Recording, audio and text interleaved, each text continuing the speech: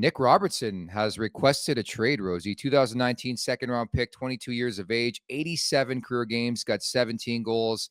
I think the writing's been on the wall for a while, and we'll see if it comes to fruition. But your thoughts on that?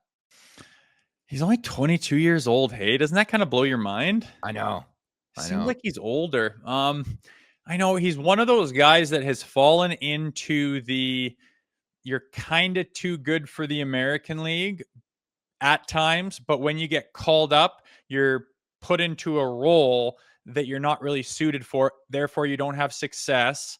You don't, cut out a job for yourself there. And then the situation that got you called up changes or rectifies itself, and back down you go, only to waiting for your chance. But a guy like that I've seen a million times by being a player who's been up and down from the minors to the NHL a fair bit before. You see guys all the time where they're lighting up the American League, but you get called up and it's like, well, what are you thinking you're going to take? William Nylander's job? Do you want his ice time? Like, that's not happening. So here's what you get, and it's not really what they're suited for. And if he's feeling that and doesn't feel like he's got the right crack and wants out, again, you can sell the fact that he's got tons of upside and he's very young, and you could try to get something in return for him, or he could be the sweetener in a deal to finally push something over the edge as well, which I think they'd be more than happy to throw him in since he wants to be there. He's not really in the plans. They've tried it. It hasn't worked out. If he can be the kicker in a deal, then by all means, get that thing done.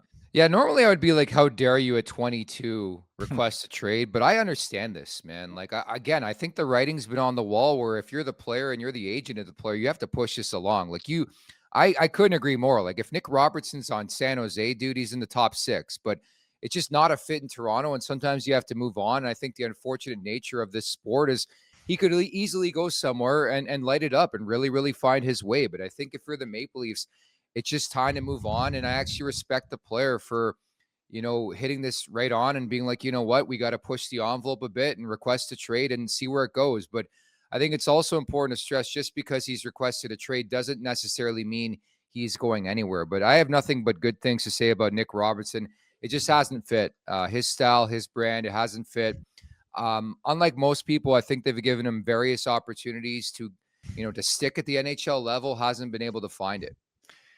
Yeah, I question sometimes, like, who is he and what is he? What is he capable of? Like, he seems like kind of fringe, kind of perimeter. Yeah. Like, I look back and, there was an overtime goal. Maybe it was not this season, but the one before, where it was just huge. And there's times where he's clicking out there and he's got the skill. He can finish the plays. He can set them up.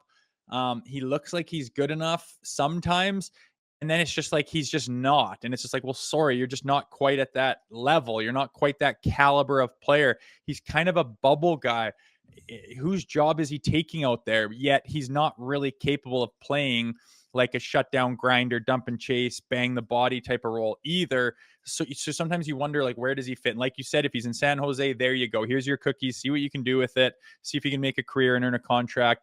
But a lot of organizations, you put him in there and it's like, he's not going to cut the cheese at this position, but he's not really suited for this position. So he's kind of left in no man's land. And I think that's what he fell victim to in Toronto. And, I think if he wants to be that stud, that goal scorer, that playmaker, that big boy, he's going to have to keep getting better. But like we said to start, he's only 22 years old. I think that's what's on his side.